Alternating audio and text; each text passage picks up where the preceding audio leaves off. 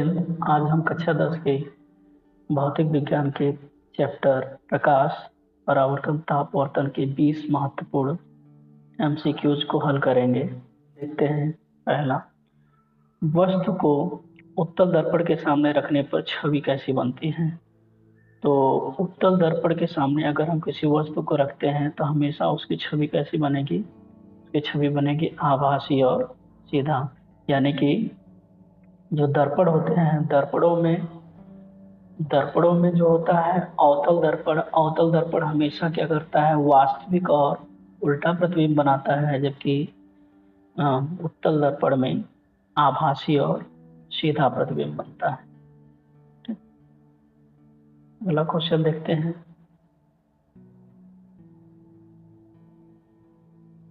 Next है, यदि आपतन कोण 0 डिग्री है तो परावर्तन कोण कितना होगा। 0 डिग्री, 30 डिग्री, 45 डिग्री और 90 डिग्री।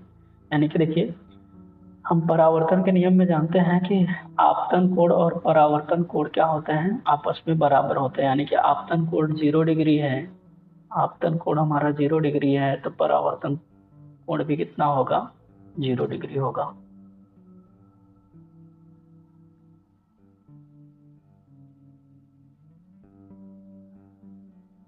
अगला देखते हैं, उत्तल दर्पण से बनने वाली छवि हमेशा होती है। यहाँ पे फिर से पहला क्वेश्चन रिपीट कर गया, यानी कि उत्तल दर्पण से जो बनने वाली छवि होगी हमेशा कैसा होगी, आभासी होगी और सीधी होगी।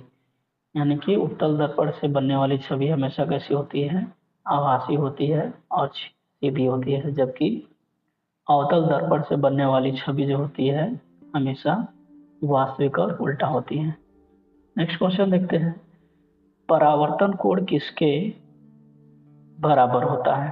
परावर्तन कोण किसके बराबर होता है, तो परावर्तन कोण किसके बराबर होगा, यानी कि अपवर्तन कोण के, आपतन कोण के, फोकस कोण के या शून्य के। तो होना वही कि आपतन कोण और परावर्तन कोण का मान क्या होता है, आपस में बराबर होता है। तो यहाँ पे आपतन कोण के बराबर हो जाएगा। नेक्स्ट 5वां क्वेश्चन देखें। कह रहा है कि जब प्रकाश की किरण एक माध्यम से दूसरे माध्यम में प्रवेश करती है तो किस प्रकार की घटना होती है, परावर्तन की या अपवर्तन की या बिखराव की या विवर्तन की। जब देखिए, जब कोई प्रकाश की किरण किसी एक माध्यम से दूसरे माध्यम में प्रवेश करता है तो उसमें अपवर्तन की घटना होती है। अब ये ऐसा क्यों होता है, क्योंकि भिन्न भिन्न माध्यम में जो माध्यम होते हैं, माध्यम के कणों की सघनता या विरलता होती है, जिसके कारण क्या होती है, उसके प्रकाश की गति में कमी या वृद्धि होती रहती है। जैसे ठोस है तो ठोस के कण नजदीक रहेंगे तो प्रकाश उसमें जब प्रवेश करेगा तो उसकी गति सबसे कम हो जाती है, जबकि वही हवा है यानी कि गैस है तो गैस में क्या होगा, प्रकाश की गति बढ़ जाती है। नेक्स्ट देखें, ताकि किस प्रकार का दर्पण, अगला क्वेश्चन है, किस प्रकार का दर्पण पीछे की गाड़ी को देखने के लिए प्रयुक्त होता है। यानी कि साइड मिरर का प्रयोग हम किस में करते हैं, तो साइड मिरर का प्रयोग हम करते हैं उत्तल दर्पण से। क्योंकि उत्तल दर्पण क्या करता है कि दूर की वस्तुओं को या बड़ी वस्तुओं का प्रतिबिंब छोटा बनाता है, बड़ी वस्तुओं का प्रतिबिंब छोटा बनाता है, जिससे कि छोटे से मिरर में बड़ी सी गाड़ी को हम देख सकते हैं साथ।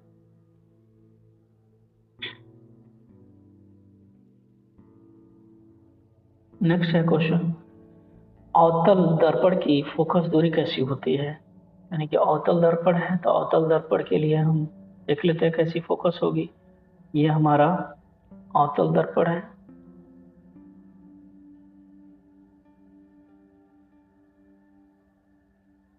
ये हमारा क्या है, एक मिनट,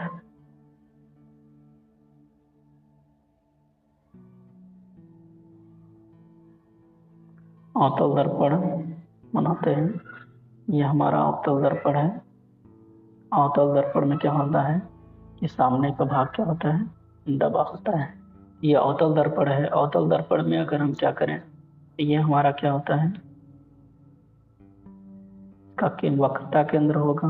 तो ये हमसे पूछ रहा है कि अवतल दर्पण की फोकस दूरी, ये फोकस होती है, यानी कि ये आने वाली प्रकाश की किरण इस दिशा में है और ये हमारा फोकस होता है, ये हमारा वक्रता केंद्र होता है। तो इसकी दूरी हम इस डायरेक्शन में माप रहे हैं, यानी कि प्रकाश की किरणों की दिशा में अगर हम दूरी को मापते हैं तो वो धनात्मक होता है, लेकिन प्रकाश की किरणों की विपरीत दिशा में हम दूरी को मापते हैं वो होता है ऋणात्मक। इसलिए जो है फोकस दूरी क्या होगा, अवतल दर्पण का ऋणात्मक होगा।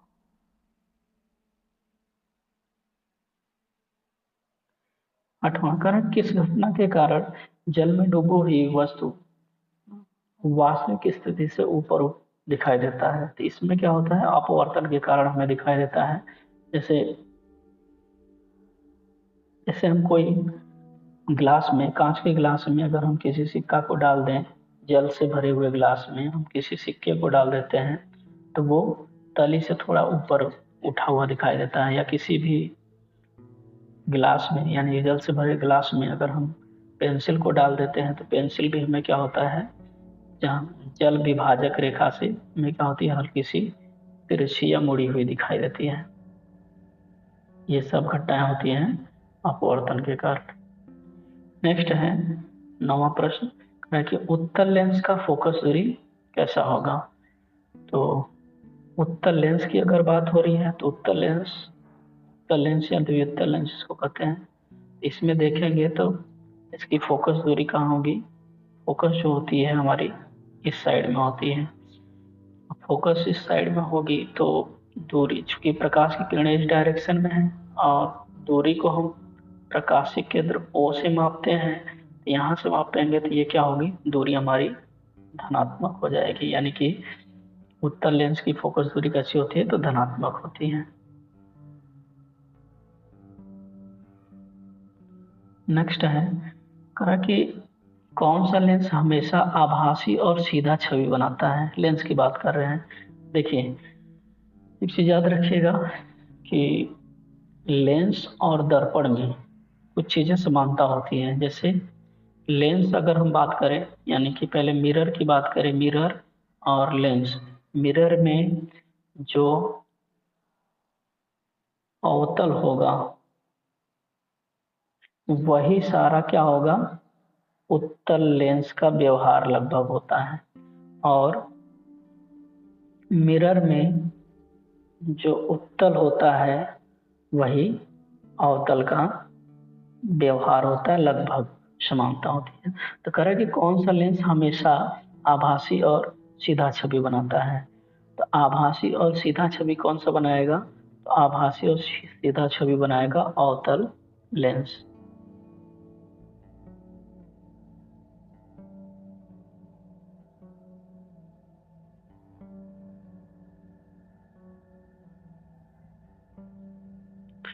नेक्स्ट है कह रहा है कि दर्पण के समीकरण में 1/f का क्या अर्थ है। तो दर्पण का समीकरण क्या होता है, दर्पण का समीकरण आपने पढ़ा होगा कि 1/f बराबर 1/v प्लस 1/u। अब इसमें पूछ रहा है कि यह 1/f हमारा क्या है। तो ये हम जानते हैं कि दर्पण के सूत्र में f जो होता है फोकस दूरी होता है, v जो होता है वस्तु का प्रतिबिंब की दूरी होता है, या वह प्रतिबिंब की दूरी होता है, u वस्तु की दूरी होता है। तो यानी कि हमारा दर्पण के समीकरण में 1/f क्या है, फोकस दूरी है।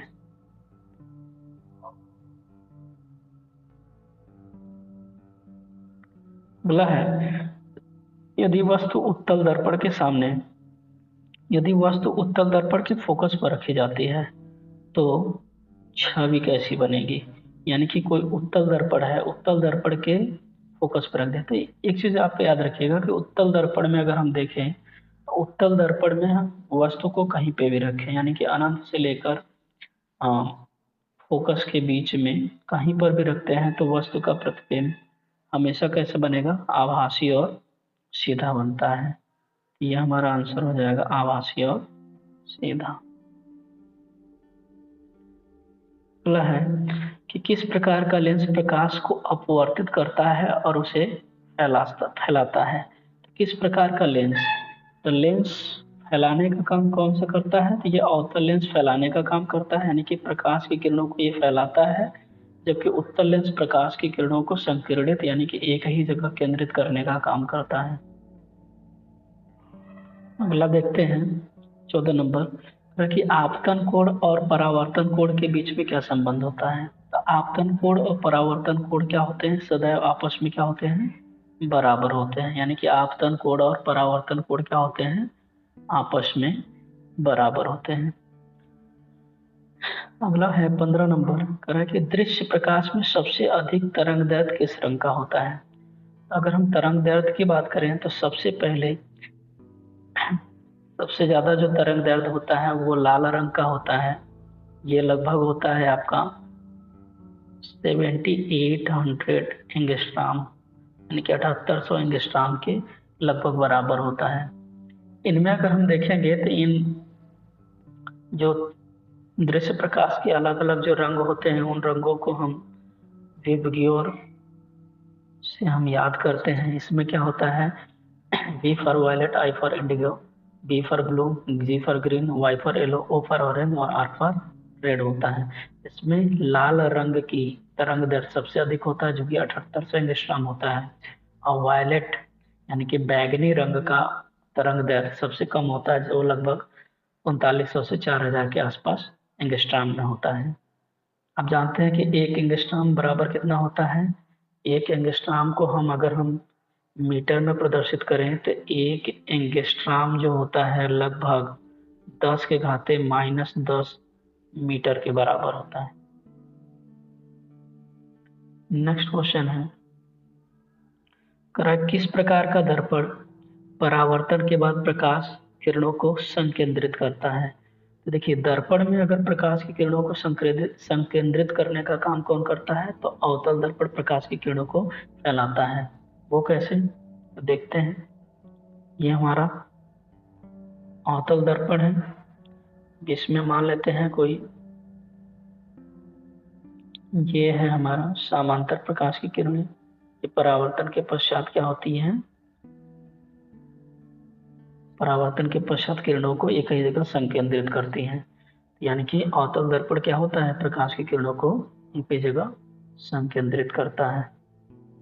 अगला है कि आपतन कोण और अपवर्तन कोण के बीच का संबंध किसके द्वारा दिया जाता है? तो ऑप्शन में दिया हुआ है कि न्यूटन का नियम है ये, फिर हर्माट का नियम है, ठीक है, स्नेहल का नियम है, ठीक है, उसके बाद गैलीलियो का नियम है। ये चार हमें ऑप्शन दिए हुए हैं, तो इनमें से कौन सा सही है ये हमें बताना है। तो सबसे पहले अगर हम देखेंगे, ये स्नेहल लिखा हुआ है, ये स्नेहल होना चाहिए। स्नेल का नियम कहते हैं। इन्होंने कौन सा नियम दिया था? इन्होंने किसी भी एक माध्यम से दूसरे माध्यम में प्रवेश करने वाली जो प्रकाश की किरणें हैं उनमें उनसे बनने वाले आपतन कोण और अपवर्तन कोण के बीच में संबंध दिया था। तो इन्होंने बताया था कि साइन आई और साइन आर का अनुपात क्या होता है? एक नियतांक होता है, ठीक है, एक नियतांक होता है। इन्होंने ये नियम दिया था, यानी कि हमारा जो इसका आंसर होगा वो क्या होगा? स्नेल का नियम होगा।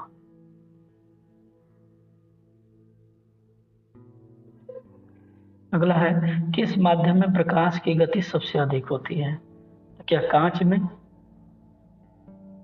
जल में, वायु में, निर्वात में? हमने बताया क्या कि जो प्रकाश होती है, प्रकाश की चाल अलग अलग माध्यमों में अलग अलग होती है। तो कांच क्या है? ठोस माध्यम है, इसमें प्रकाश की चाल सबसे कम होगी। जल क्या है? द्रव माध्यम है, इसमें प्रकाश की चाल ठोस की तुलना में कम होती है।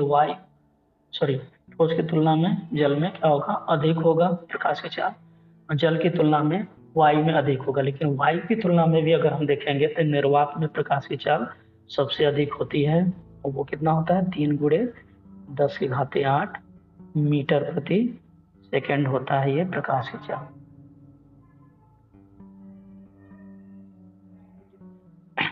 19 है, आकाश नीला दिखाई देने का मुख्य कारण क्या है? तो कह रहा है कि सूर्य की किरणों का परावर्तन, सूर्य की किरणों का अपवर्तन और सूर्य की किरणों का बिखराव और सूर्य की किरणों का विवर्तन।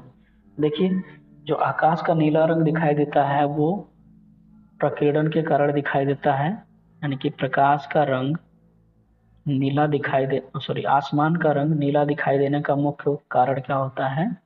प्रकाश की किरणों का बिखराव या प्रकीर्णन। अब ये कैसे होता है? जो सूर्य से आने वाली प्रकाश की किरणें होती हैं वो वायुमंडल में उपस्थित जो धूल के छोटे छोटे कण होते हैं उन कणों से टकरा जाता है। चूंकि जानते हैं कि श्वेत प्रकाश में 7 रंग होते हैं, उन सातों रंगों में जो जिनकी तरंग दैर्घ्य कम होती है उनका बिखराव सबसे ज्यादा होता है। तो बैगनी, इंडिगो और ब्लू, इन तीनों रंगों का बिखराव सबसे ज्यादा होता है। चूंकि ब्लू रंग का तरंग दैर्घ्य बैगनी और इंडिगो की तुलना में थोड़ा ज्यादा होता है, इसलिए इसका प्रभाव हमें दोनों की तुलना में ज्यादा दिखता है। अतः जो है जब प्रकाश मतलब कणों से टकराता है तो उसके इन रंगों के बिखराव के कारण ही क्या होता है, हमें आसमान का रंग नीला दिखाई देता है। और आज का अंतिम प्रश्न देखते हैं। प्रकाश की गति का मान कितने मीटर प्रति सेकंड होता है? पहला दिया हुआ है 3 × 10⁸ 8, 3 × 10⁸ 6, 3 × 10⁸ 5 और चौथा भी दिया 3 × 10⁸ 5। इसमें जो अभी हमने पीछे बताया कि प्रकाश की चाल जो होती है भिन्न भिन्न माध्यमों में भिन्न भिन्न होती है, लेकिन निर्वात में प्रकाश की चाल कितनी होती है? 3 × 10⁸ 8 मीटर प्रति सेकंड होता है। तो आज के लिए बस इतना ही। ऐसे ही वीडियोस को देखने के लिए चैनल को सब्सक्राइब करें तथा